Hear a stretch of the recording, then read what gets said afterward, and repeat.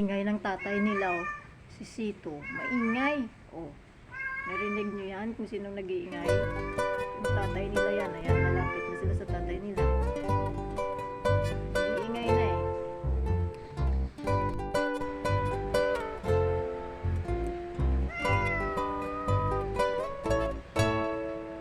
Pet. Ah? Antok ka, bebe? Antok ka?